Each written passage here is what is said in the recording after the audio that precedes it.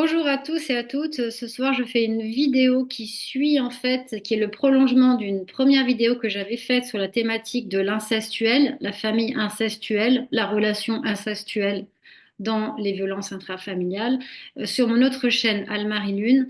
Et en fait, c'est toujours pareil quand on fait une vidéo après coup, il y a plein de choses qui nous reviennent qu'on a oublié de dire ou qu'on n'a pas dites. Et du coup, j'étais un peu frustrée. Je me suis dit, j'allais faire cette vidéo pour vous donner des exemples concrètement concrets de ce que ça va être les choses qui peuvent se passer dans la famille avec un climat incestuel. Pour rappel, l'incestuel, c'est une notion que Paul-Claude Racamier a, on va dire, révélée d'une certaine manière. En tout cas, il a mis des mots, il a conceptualisé, il a expliqué par rapport à son expérience clinique qu'est-ce que ça va être la relation incestuelle dans la famille. Et cela, c'était autour des années 80 et 90. Mais ça a toujours existé, bien entendu. C'est juste qu'on va mettre des mots sur des phénomènes qui vont expliquer après coup, en fait, toutes sortes de perturbations sur le plan, bien sûr, psychologique, parce que les effets sur la santé sont délétères, sur la vie de ces futurs adultes, ça va être assez terrible. Et comme ce sont des notions qui sont très peu connues, dont on parle très peu dans notre société, c'est quand même relativement tabou, ou juste pas forcément tabou vraiment, mais en tous les cas difficilement, c'est pas bankable, on va dire. Du coup, on n'en parle pas assez et c'est important aujourd'hui dans la société dans laquelle on est, où il y a vraiment beaucoup de choses qui se passent au niveau des prises de conscience sur les violences en général, de parler de ce sujet. Donc, cette vidéo a pour but de vous partager des exemples concrets dans différents domaines. Qu'est-ce que l'incestuel? C'est l'inceste moral, c'est-à-dire qu'il n'y a pas de passage à l'acte, donc il n'y a pas d'inceste génitalement accompli, ça ne se passe pas dans la matière, il n'y a pas de pénétration ou de choses comme ça, mais il y a tout le climat autour, l'ambiance, quelque chose qui n'est pas sain, quelque chose qui va sexualiser l'enfant, le mettre à une place qui n'est pas sa place, la place de confident, la place de copain, de copine, même la place de conjoint et de conjointe. Je voudrais aussi préciser que alors que l'inceste est généralement le fait des hommes, l'incestuel est quand même beaucoup plus mixte en termes de... Voilà, il y a beaucoup de mères, enfin, beaucoup, on va dire beaucoup, mais disons que c'est des choses que les mères peuvent être capables de faire, ce qui est encore plus tabou du coup. Donc, je regarde mes petites notes. Alors, de l'extérieur, l'entourage ne pourrait pas deviner. Même on pourrait dire, ah, c'est une famille sympa, c'est une famille unie, c'est une famille qui s'aime et tout ça, mais en fait, en vérité, non. En vérité, oui, peut-être qu'il y a un déni, une illusion d'amour, une façade, une vitrine, mais derrière, c'est beaucoup plus complexe et les effets sont beaucoup plus délétères. Pour vous donner des exemples, ben, l'enfant, bien sûr, ça va être... bon, déjà, il y a un phénomène d'emprise du parent sur l'enfant, mais il y a surtout un phénomène de fusion, c'est-à-dire ça va être le parent qui va tellement tout le temps fusionner avec son enfant que l'enfant ne va jamais pouvoir, en fait, se développer dans une altérité, dans une individualité. L'enfant est là pour venir nourrir une faille narcissique du parent, et le parent va avoir une relation... euh, anormal avec son enfant qu'il tient en fait quelque part avec le chantage affectif aussi, etc., etc., et qui va se mirer à travers son enfant qui est une extension finalement de lui-même. Je précise que je mettrai en dessous de la vidéo toutes sortes de liens, de livres ou de références ou de choses qui peuvent vous permettre d'aller un petit peu plus loin dans la réflexion si ces choses vous intéressent ou si elles commencent à faire émerger en vous des ressentis par rapport à votre propre vécu. Voilà. Donc, les exemples concrets. Dormir avec son enfant. Alors, dormir avec son enfant, c'est quelque chose de bien quand l'enfant est bébé. Hein, donc, quand il a besoin, parce que il n'est pas développé, d'abord, c'est des questions de survie, instinctive, d'animalité. Le bébé a besoin de sentir la chaleur d'un corps, l'odeur de sa maman.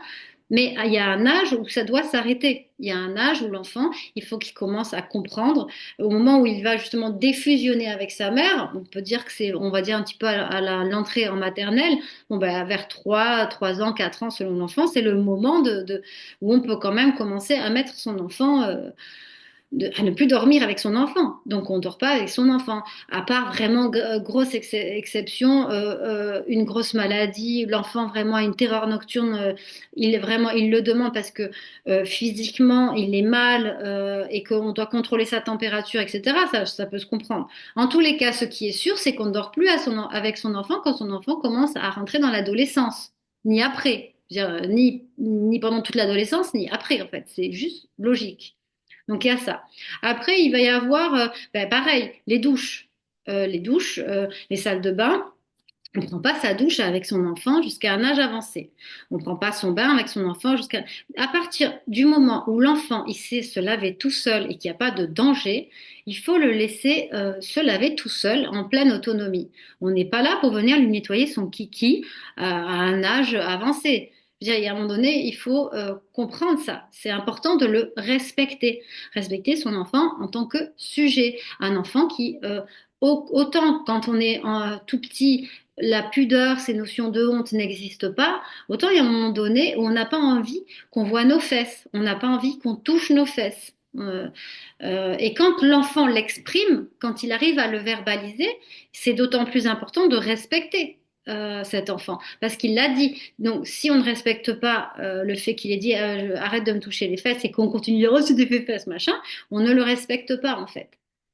Et donc, on abuse de lui, en vrai. Et donc, on ne lui apprend pas non plus que ses limites sont respectées. Donc, ça crée quelque part, dans sa tête, il a beau dire non, ben, le non, personne ne l'entend. Les adultes n'entendent pas ce qu'il dit, en fait. Et donc, les adultes ne respectent pas ce qu'il dit. Donc, c'est une proie idéale après pour tous les abus.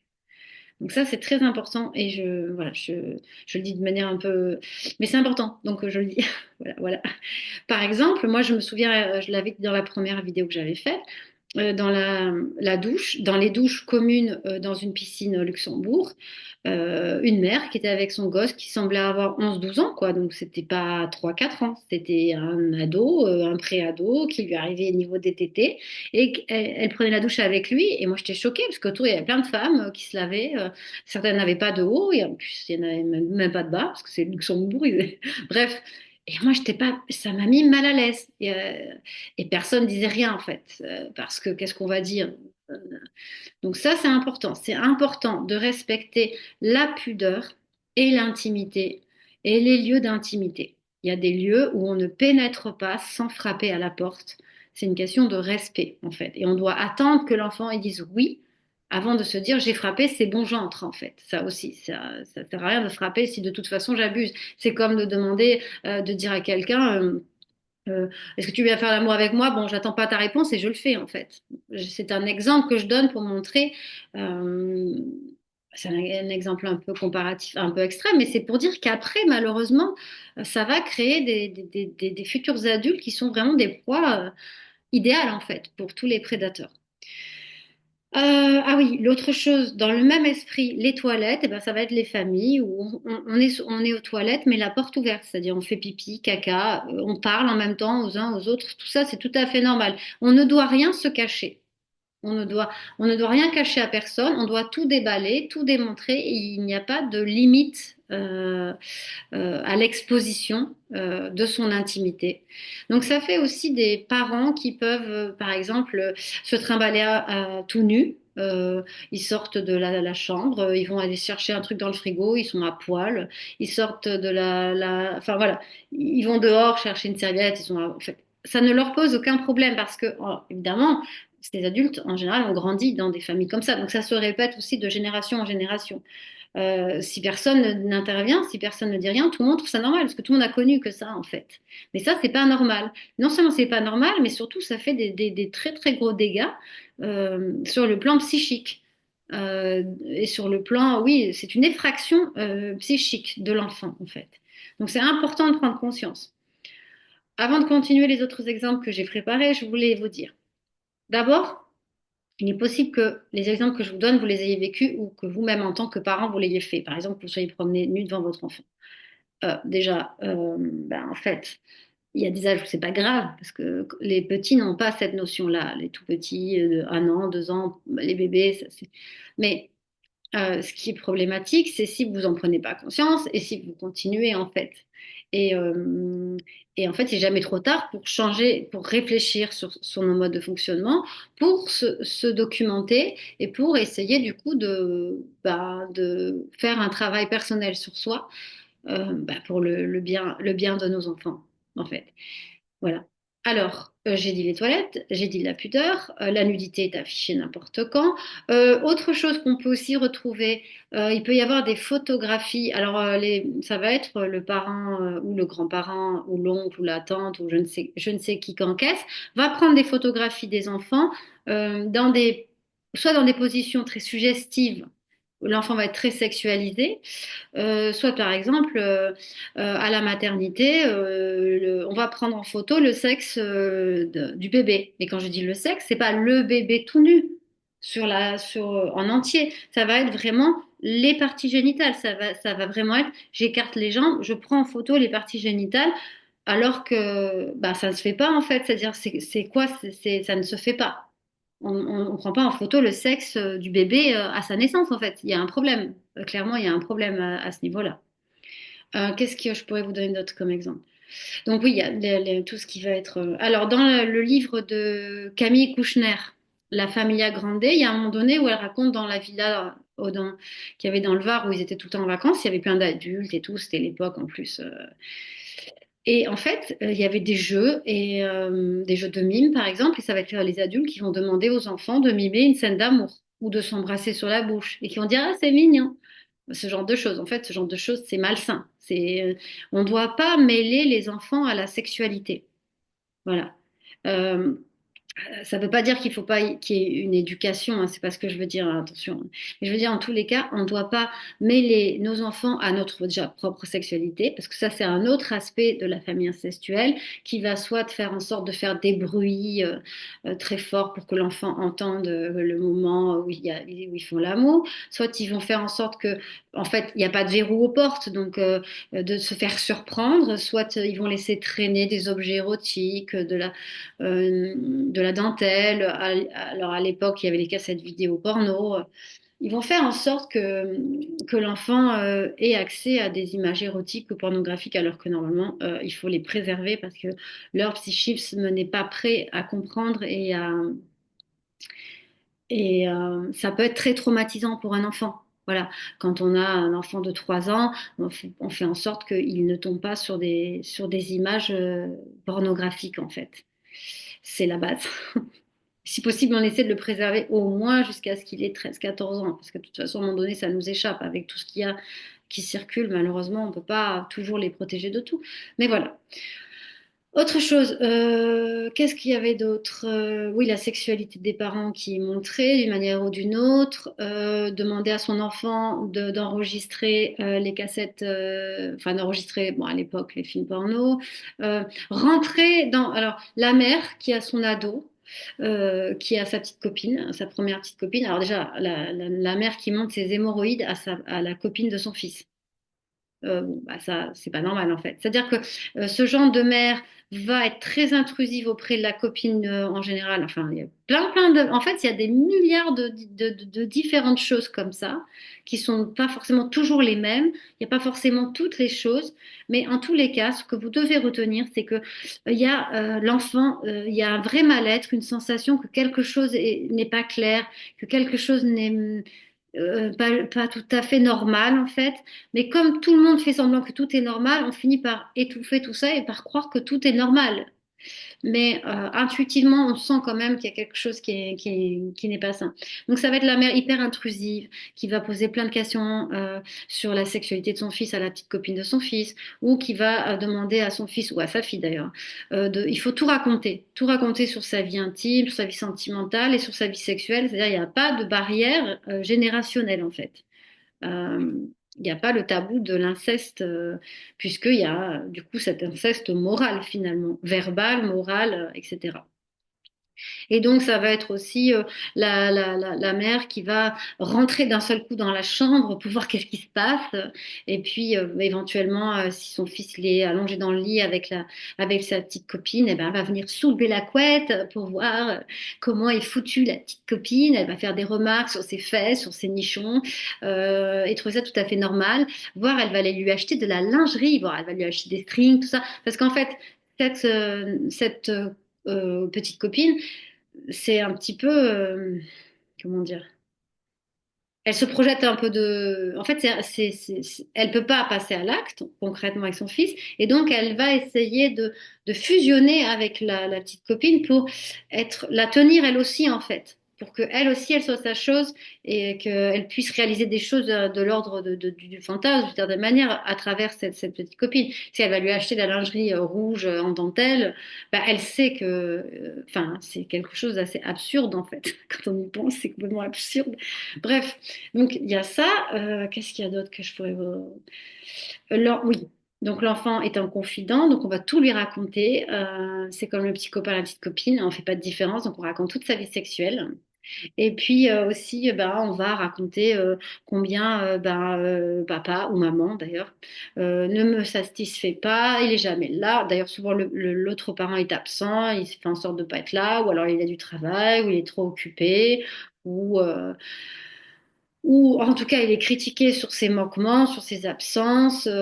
Ah, mais heureusement que tu es là, mon enfant. En fait, l'enfant va venir combler le vide affectif ou émotionnel, ou alors ça va être, oui, il me trompe, oui, il a des maîtresses, et donc moi, je vais trouver des amants comme ça. Eh bien, je vais faire comme lui. Mais l'enfant n'a pas à savoir ce genre de choses, et puis c'est très violent pour l'enfant parce qu'il y a un conflit en plus de loyauté entre les deux parents. Et donc, lui, il est ballotté finalement. Et puis, il va prendre la place du père. Le fils va prendre la place du père.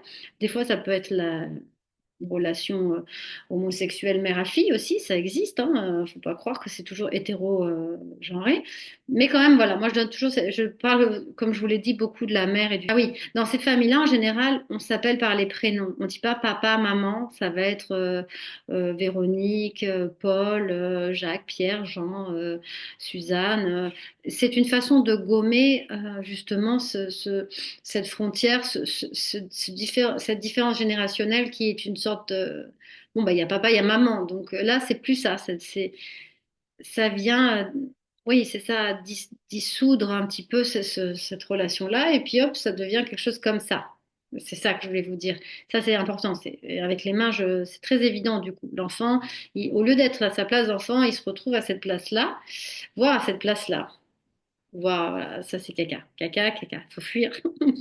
On peut pas fuir quand on a un enfant. Donc, très, très, très, très compliqué. Ensuite, qu'est-ce que je voulais vous dire? Oui, pas de sphère intime. On prend la place de l'autre part. Ah oui, un super exemple. Ça va être la mère qui va demander à son ado de lui faire des massages régulièrement. Le parent demande des massages. En fait, il ne le demande pas vraiment, il l'impose. Ça peut même être le père hein, qui impose des massages tous les soirs s'il a mal, s'il a travaillé. Donc en fait, bah, il faut masser, il faut venir contenter papa, maman par les massages. Alors, petit oui. En général, ce qui se passe, ben, c'est que le sentiment, c'est un sentiment diffus il n'y a pas une relation mère-fils, mais plus une relation de couple en fait. L'enfant appartient à la mère, toujours dans l'exemple de la mère, mais ça peut être aussi bien sûr le père qui fait des bisous sur la bouche à sa fille, qui va la prendre sur ses genoux, lui faire un dada sur son bidet, la toucher un peu à droite, la toucher un peu à gauche, lui dire que c'est l'amour de sa vie, que c'est sa petite princesse. Alors, je dis pas que tous les pères qui disent à leur fille que c'est la petite princesse sont dans l'incestuel. C'est pas juste un élément, c'est-à-dire c'est tout un ensemble d'éléments. C'est toutes sortes de petites choses qui font qu'il y a, il y a cette ambiance-là qui est pas saine. C'est-à-dire que là, c'est pas juste c'est ma petite princesse, c'est presque j'ai envie de me marier avec toi, quoi. Ah, si, enfin, c'est presque ça en fait. Qu'est-ce qu'il y a d'autre? Il y a plein de choses. Par exemple, pour le père, ça peut être aussi se promener dans la rue avec sa fille main dans la main, mais à un âge avancé. C'est-à-dire une ado de 14, 15 ans. on la tient plus par la main en fait. Ça va être aussi aller dire bonne nuit à sa fille de 12 ans sans mettre de bas, le sexe à l'air. Alors on met pas de pyjama, on met pas de caleçon, on y va en t-shirt tout simplement, justifiant que bah, on y a, enfin. C'est pas tous les soirs, mais en fait, on se pose pas la question, c'est-à-dire on y va, on y va. Ça va être, ah oui, le moment où la fille commence à avoir la poitrine qui pousse. Donc, il va y avoir toutes sortes de petites remarques autour de ces tétés qui poussent. Limite, même, on va pas les, même limite, on les touche, on fait poète poète, t'as les tétés qui poussent. Aucun respect, en fait, du corps de l'enfant, aucun respect de ses zones intimes. Ça va être des réflexions, par exemple, à dire aux frères de la gamine, ah, regarde comme ils sont jolis les tétés de ta sœur qui poussent. Ça, c'est totalement incestuel, en fait. On ne dit pas ça à un gosse. Après, il peut y avoir des lapsus aussi. C'est-à-dire, ça va être une grand-mère qui va dire, qui va parler à sa petite fille de 11 ans. Cette fille, elle va faire une soirée avec des copines. Alors, elle va faire un lapsus. Et au lieu de parler de soirée, elle va dire partous. Mais elle s'en rend même pas compte, hein. C'est ça qui est terrible. Et de toute manière, ces gens-là ne se rendent vraiment pas compte de ce qu'ils font. Pour eux, ils sont persuadés d'être totalement normaux, que tout ce qu'ils font, ça ne pose aucun problème. Ils voient pas où est le problème, en fait, parce que, en fait, c'est leur normalité. Et donc, l'enfant, finalement, n'a qu'à s'adapter à leur façon d'être.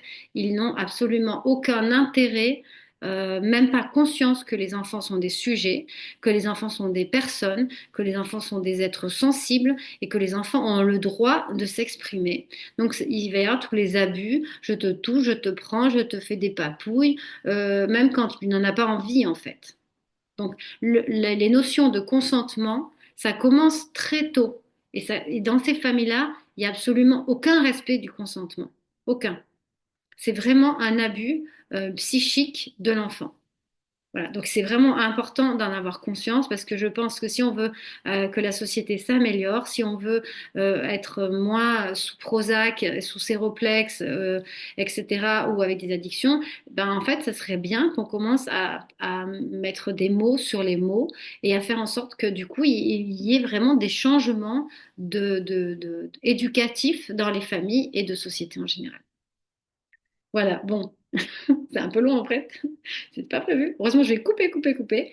Enfin voilà. Donc, je vous rappelle, s'il vous plaît, n'hésitez pas à liker et à mettre des commentaires. Voilà, j'espère que la vidéo vous aura permis de un petit peu mieux saisir qu'est-ce que c'est que ce mot incestuel, comment il se manifeste au sein de nos foyers et que vous puissiez du coup faire le travail pour que la société évolue ou un travail personnel ou par rapport à votre entourage. En tous les cas, je vous souhaite plein de belles choses parce que la vie, le monde et les humains valent la peine d'avancer et d'aller vers le chemin de la guérison.